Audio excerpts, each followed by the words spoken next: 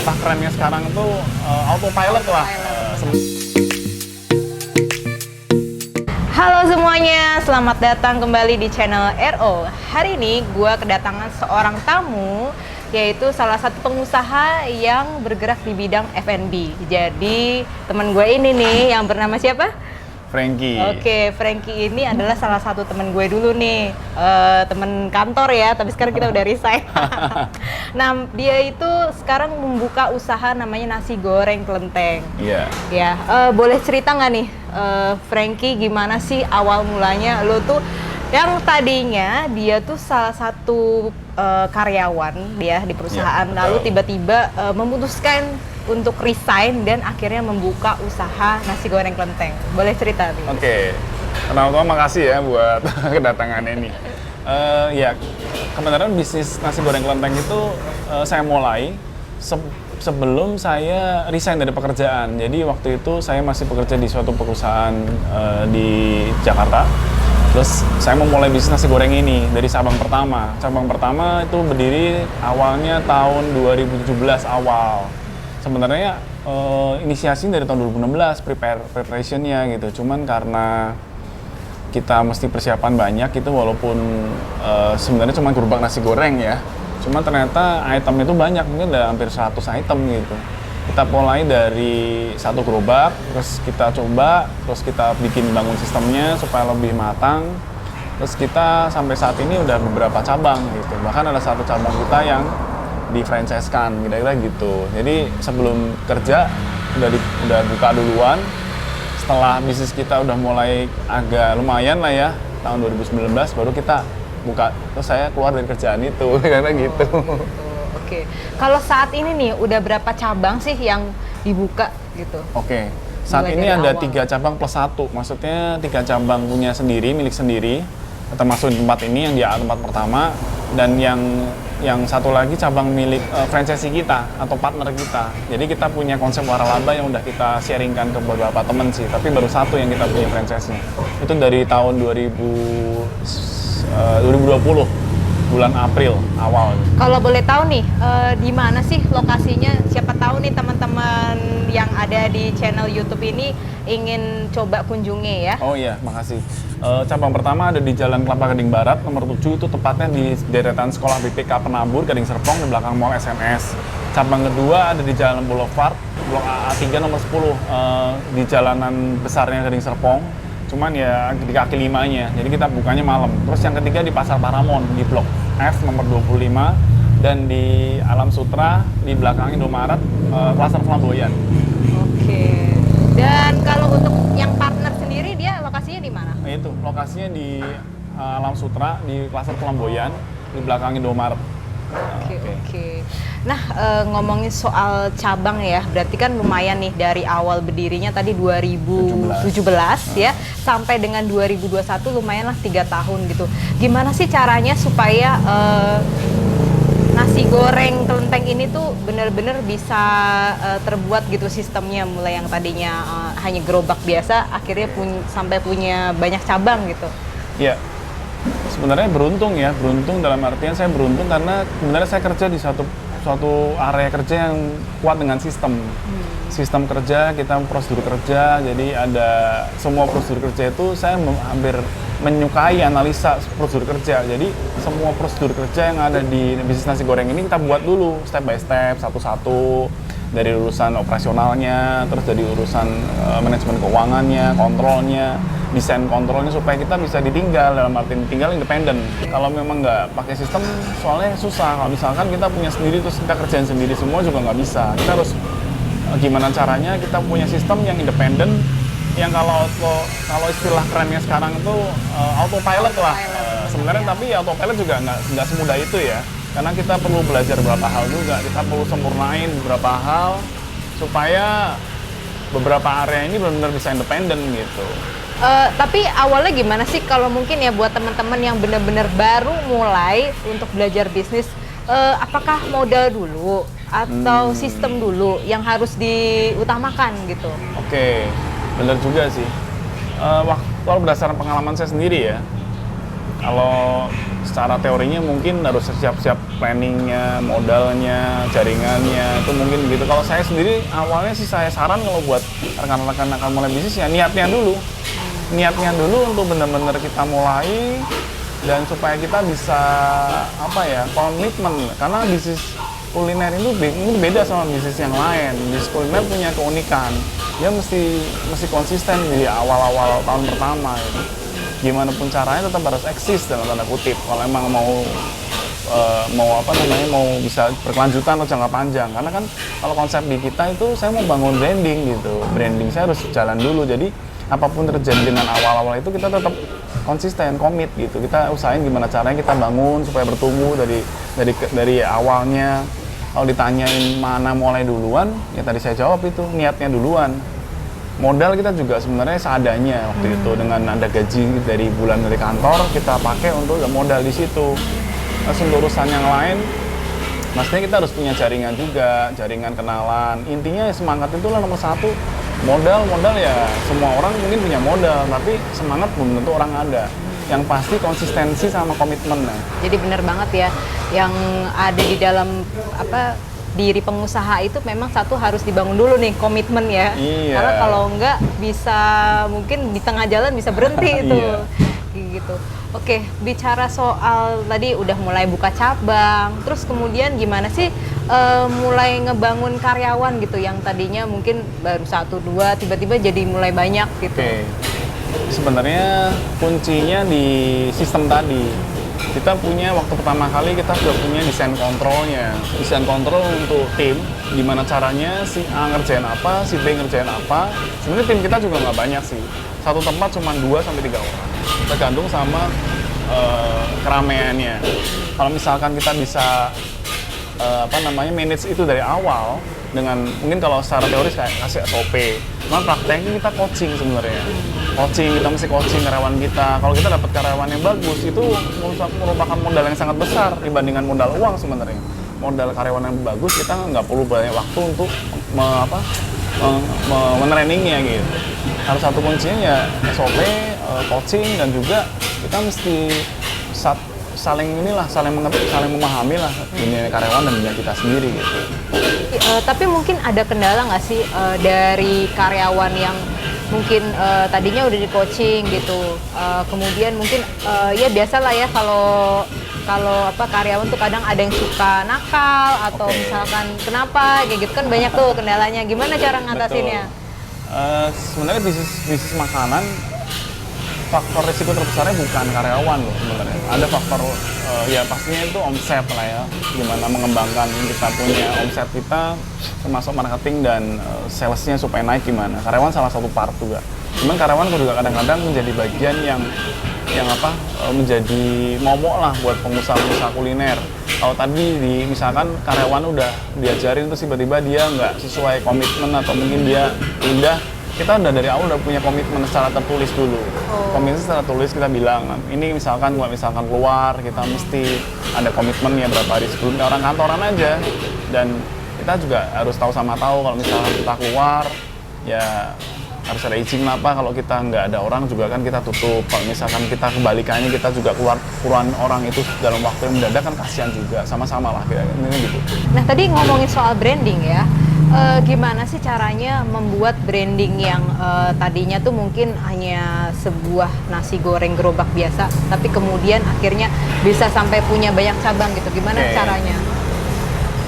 Kalau dari nasi goreng kelenteng sendiri konsepnya awalnya adalah kita itu memang mau bangun branding kan, jadi saya pilih namanya itu bukan saya pilih asal-asalan, saya pilih nasi goreng kelenteng karena konsep saya begini. Zaman saya seumuran saya dan ke atas, yang lebih tua dari saya maksudnya, itu kalau kita ngomong nasi goreng kelenteng, itu akan asosiasinya atau langsung ngarahnya kemana nasi goreng yang B2. Dan B2 itu kan non halal, pasti dijualnya di sebelah-sebelah kelenteng doang. Jadi kalau kita nggak usah ngomong itu nasi goreng babi misalkan, orang udah tahu, oh nasi goreng kelenteng, pasti non halal nih, kira-kira gitu. Jadi branding itulah yang kita bangun, kita pilih nama nasi goreng kelenteng yang dan saat ini brandingnya udah kita patenkan ya.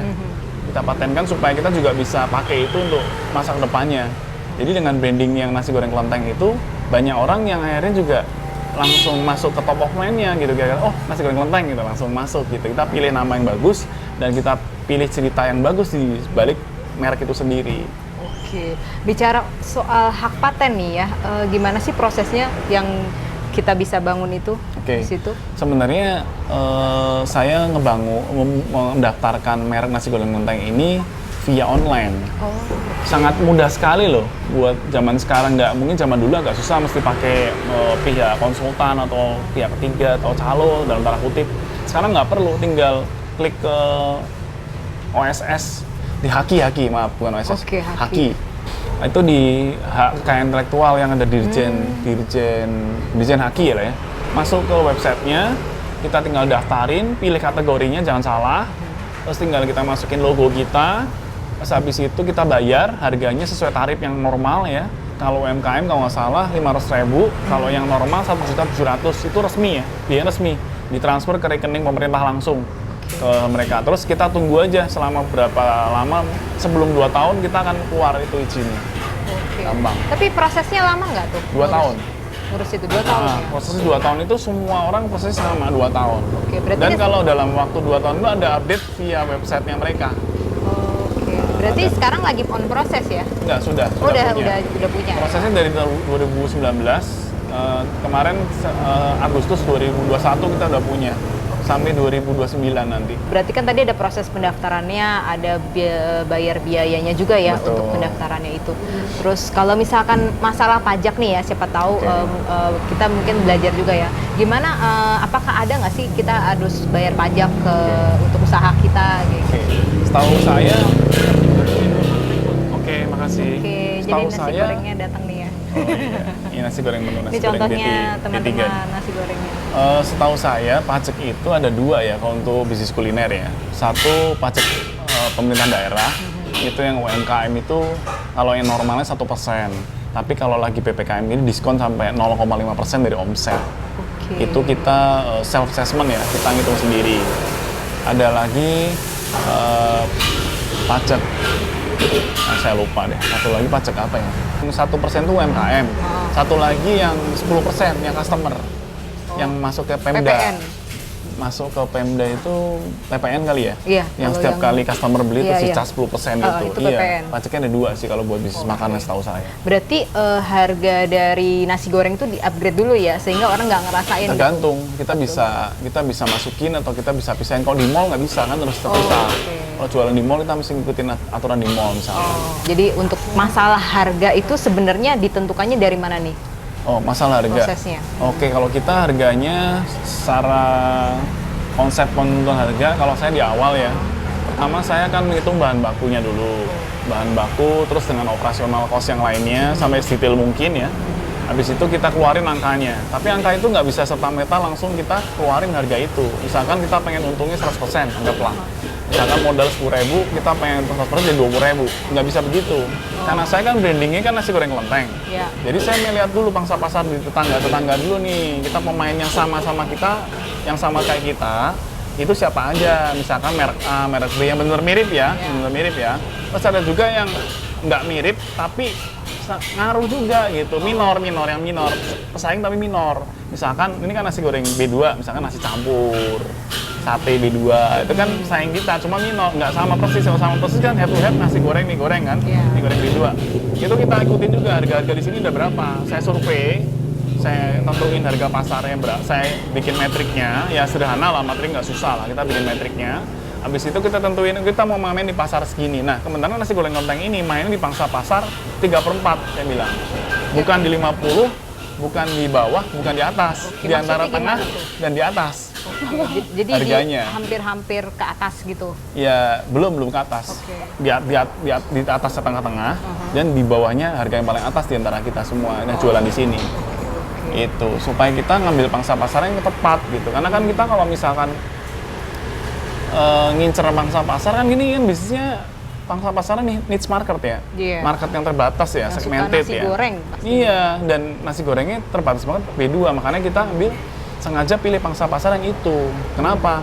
Ya ibaratnya gini deh, kalau kita mau nembak burung ya, peluru kita cuma 4, 5 gitu, burungnya udah banyak kan kita bingung mana burung ditembak. Kalau kita udah siap-siap nih, misalkan kita khusus untuk burung beo, ya udah beo aja kita tembakin, udah pas sesuai dengan peluru kita, sesuai. Jadi bener-bener pas aja. Kita nggak bisa sih ngarepin semua burung kita tembakin, tapi peluru kita habis. Iya sih. Kira-kira gitu sih. Benar-benar. Berarti kalau dari strategi harga itu kita research dulu ya, yang penting ya. Kalau bahasa sekolahannya gitu research dulu, research. Kalau bahasa gaulnya tengok kanan kiri aja gitu ya. Tapi sejauh ini ada kendala nggak sih pada saat mungkin kita lagi melihat sekitaran kita gitu ya? Ada yang mungkin jualnya lebih tinggi gitu, ada yang head to head kan ya, mungkin ada yang head to head. Tapi kita ngerasa kayaknya kita bisa nih di bawah si kompetitor kayak gitu. Ada cara khusus? Saya termasuk pebisnis yang nggak suka untuk main di harga murah. Saya nggak suka itu karena bukan nggak boleh ya. Sebenarnya paling gampang itu kan diskon. Paling gampang dan harga murah itu paling gampang. Cuman kalau kita semua ngambil diskon dan kita ambil harga murah, margin kita mau dikemanain gitu. Kita kan bisnis kan tujuannya cari margin, cari keuntungan. Mau sampai kapan gitu. Kita kan harus bayar biaya operasional. Iya, operasional cost-nya juga harus jalan. Kita punya operasional fixed cost-nya kan harus ada gitu. Jadi gimana caranya? Kita harus punya punya hitungan sendiri gitu. Hitungan sendiri dalam artian kalau misalkan orang mau jual harga segitu, kita tetap kasih harga kita, cuman kita kasih value yang lain. Oke, apa tuh value-nya? Nah, bisnis jasa loh, makanan itu bisnis jasa, bukan bisnis produk yang kayak bener jual makan terus selesai, enggak. Produk kita, nasi goreng kelenteng, contoh misalkan layout atau tampilan lah, bahasanya apa ya, bahasa makanan? Packaging. Plating, misalkan plating. Kita dulunya masukin ke dalam dicampur. Sekarang saya udah modif, kita sempurnakan taruh di atas, lebih kelihatan. Kayak nasi campur kan di atas tuh. Nah, kita taruh di atas gitu, misalkan. Terus kalau misalkan servis lain lagi, kita kalau bisa sih karyawan kita ajarin, kita edukasi supaya mereka lebih mengenali customer kita. Mungkin kalau kenal namanya kita sebutin, si Engkau siapa, si siapa, Kak siapa, itu jadi lebih kenal. Jadi dengan ada added value yang dari service itu, kita mungkin bisa menang sama yang lain. Karena kalau dengan perang harga, kayaknya nggak cocok buat di bisnis kita. Gitu. Kita menangin dari segi customer loyalty ya? Bisa juga begitu. Kalau misalkan kadang kita kasih diskon nggak sembarangan diskon tertentu dan hanya customer yang loyal tadi bener. Customer yang sering balik itu malah kita kasih biasanya. Di dalam bentuk voucher misalnya dan sebagainya, ataupun macam-macam lah kira-kira. Nah, penting banget tuh ya, jadi teman-teman semuanya salah satu cara supaya bisnis itu terus maju dan terus berkembang, kita harus maintain customer kita. Betul. Nah, kalau boleh tahu ya, dari awal pertama berdiri sampai sekarang itu berkembang gitu ya, sampai buka sampai 4 cabang gitu.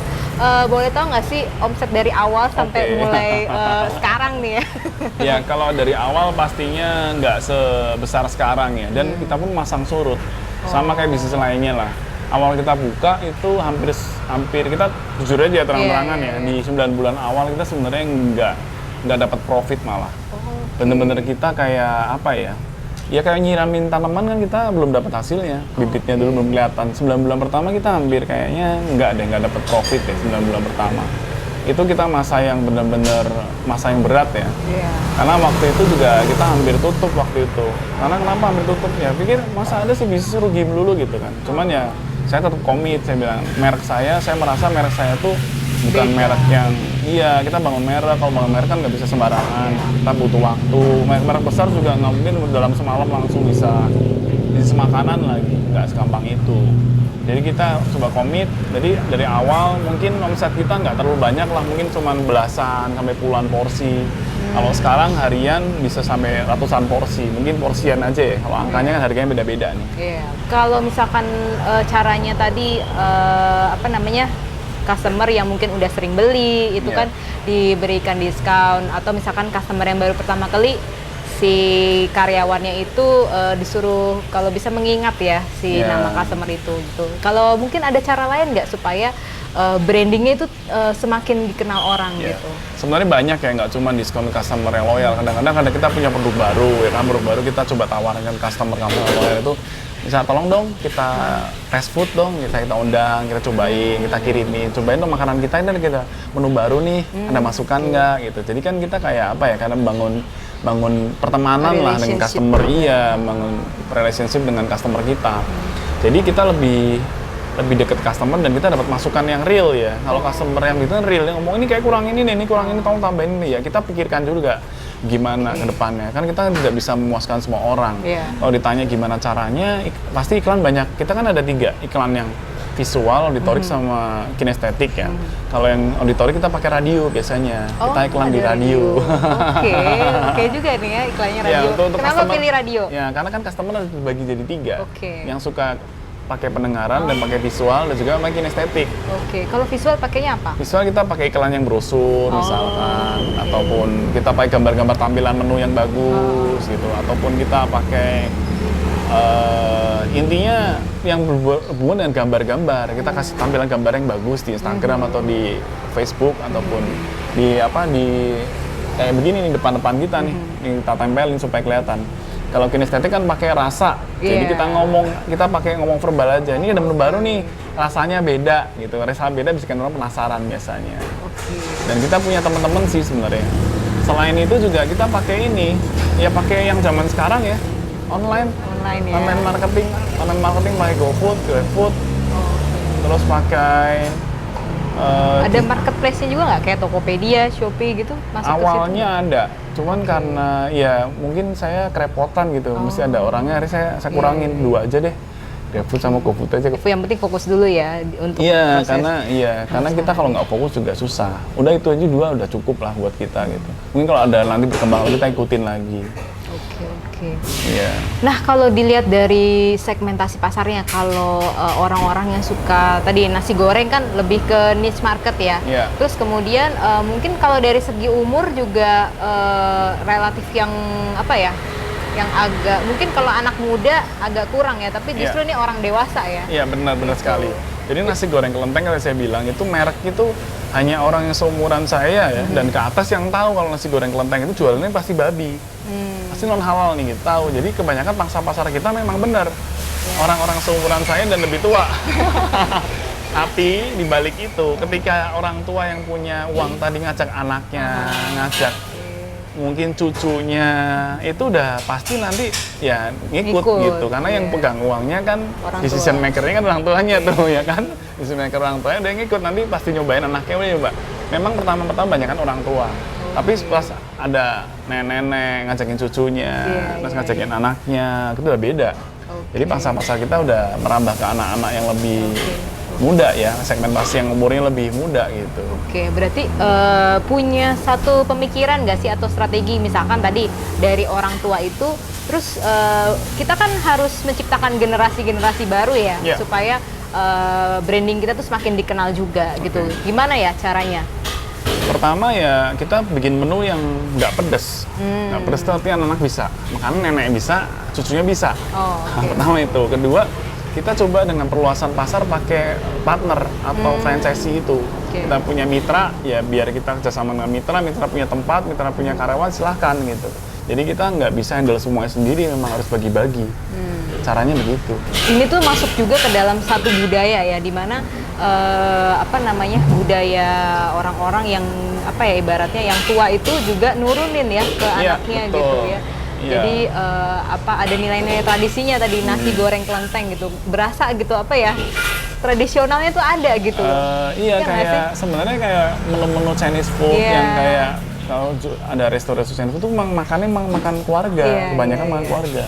Ini kalau hari Sabtu Minggu yang datang biasanya keluarga, mungkin habis pulang gereja, mungkin dari acara mereka keluarga ngumpul di sini, beli makan di sini, sekali makan banyak. Tapi memang kita kebenaran masih sesuai dengan kondisinya begini, sampai begini dulu di tempatnya nih.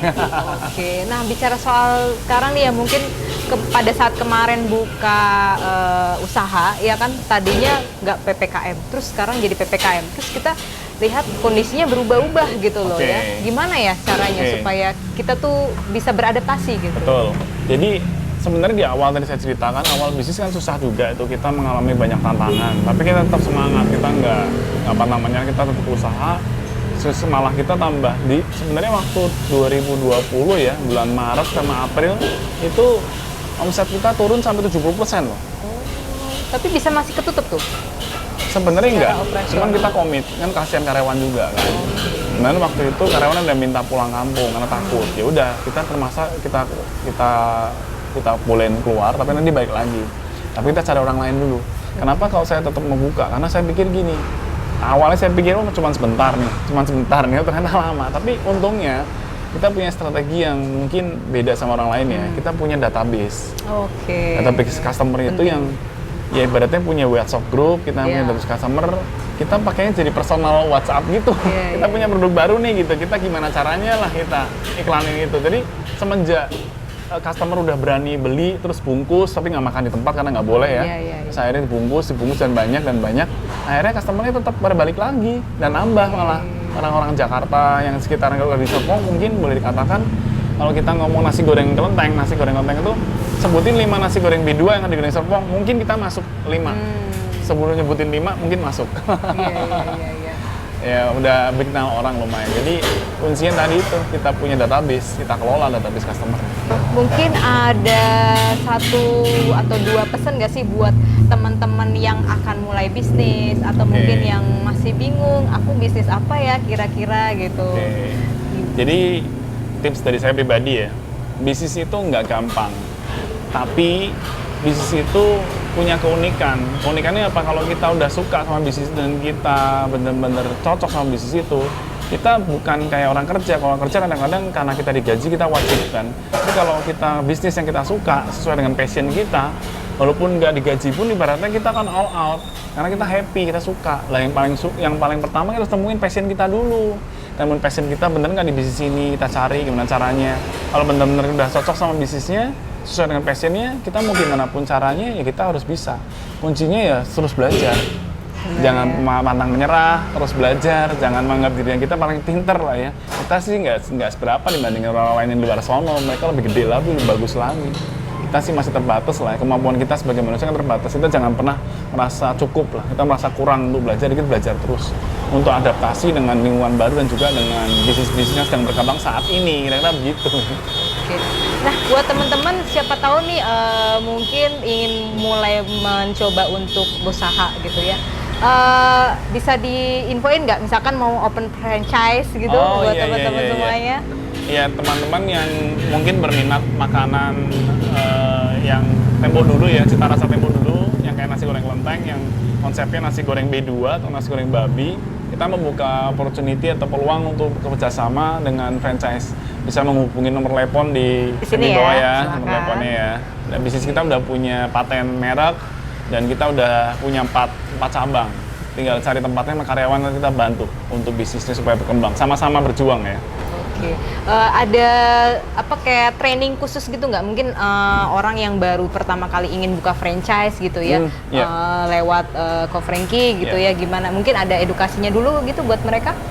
Sebenarnya langsung nanya aja ke kita bisa sih, kalau tanya-tanya doang nggak apa-apa ya. Kita akan jelasin dulu, siapa tahu cocok dan mungkin minat silahkan. Kalau nggak cocok pun nggak apa-apa ya.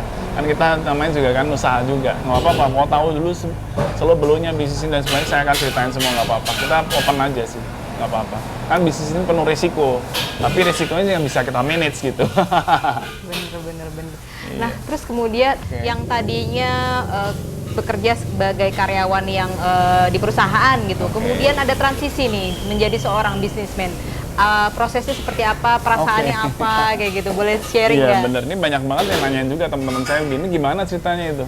Jadi gini, waktu saya kerja hampir mungkin 20 tahun ya. Saya kerja di 15 tempat.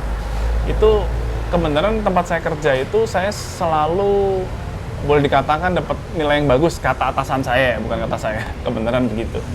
Terus waktu saya kerja, saya kalau kerja di tempat yang maksudnya yang monoton itu saya biasanya agak kurang seneng dan artian bosen gitu. Jadi saya kayak tantangannya kurang buat saya. Terus saya coba untuk bisnis, ternyata bisnis tantangannya menarik buat saya. Bukan berarti, memang lebih susah, jujur saya akuin. Setelah saya keluar dari kerja itu memang bisnis itu jauh lebih susah karena kita ngurusin dari A sampai Z. Kalau kerja kan cuma satu area doang, misalnya kerja di accounting ya accounting doang. Sampai kepala keuangan pun ya kepala keuangan, direktur keuangan doang. Nggak sampai ngurusin semua areanya. Kalau kita di bisnis A sampai Z, jadi ketika saya mutusin untuk keluar nih gitu, Bukan karena waktu itu omset saya besar, saya langsung mikir, oh ini kayak passion saya di sini gitu. Saya bisa nemuin kebebasan saya punya improvisasi, saya punya kepuasan tersendiri untuk mencapai apa yang saya mau, itu lebih dapat di situ. Sebenarnya kalau kerja ya ada untungnya juga, bukan nggak ada untungnya, ada plus minusnya. Tapi bisnis buat saya lebih cocok karena buat saya lebih ada tantangannya, dan itu menurut saya ke passion saya gitu aja. Oke, berarti ngomonginnya tentang passion ya? Iya. Oke, makanya datang. Oh iya. Oke, terima kasih. Nah, jadi bicara soal passion, jadi teman-teman yang memang mau membuka bisnis mungkin harus tahu dulu ya bener-bener niatnya. Kemudian mungkin kalau dari Ko Franky ini karena dia udah ngebangun skill duluan ya waktu pada saat bekerja, jadi kita juga dapat skillnya, dapat pengetahuannya gitu. Sehingga pada saat ngebuka bisnis tuh apa ya, resikonya juga dipikirkan juga. Betul. Nggak dari nol banget lah ya sebenarnya ya. Kalau kita ngomong uang ya memang penting juga, modal uang juga. Tapi ternyata pengalaman kerja itu sangat membantu ternyata. Iya benar, sangat membantu. Jadi kalau menurut Ko Franky, mereka itu yang mau membuka bisnis perlu nggak sih bekerja dulu atau memang ya udah langsung aja terjun di dunia bisnis gitu? Oke, itu sebenarnya pilihan ya. Kalau buat saya sih asal bisa dapat knowledge-nya, skill-nya, kita bisa dapat di mana aja. Boleh di dunia kerja, boleh juga kita nggak di dunia kerja. Misalkan tanya ke konsultan makanan atau konsultan yang udah pernah menjalani bisnis makanan, terus kita ikut kursusnya, ikut bisnisnya juga, itu mempercepat waktu. Karena yang paling susah, paling mahal di dunia ini kan waktu nomor 1. Kedua baru semangat, ketiga baru anggaran atau dana, itu nomor 3. Kalau boleh diulang ya, saya mendingan ya langsung belajar konsultannya yang tahu tentang bisnis makanan. Jadi saya nggak usah menghabiskan waktu untuk hal-hal yang di luar passion saya, kira-kira gitu. Oke. Nah, ngomongin soal digital branding ya. Mungkin kita lihat karena masa PPKM seperti ini, kemudian udah terbatas orang ketemu. Kira-kira ada suatu strategi nggak sih dari nasi goreng kelenteng ini supaya orang semakin banyak tahu gitu? Oke. Memang saat PPKM ini digital marketing sangat membantu kita ya.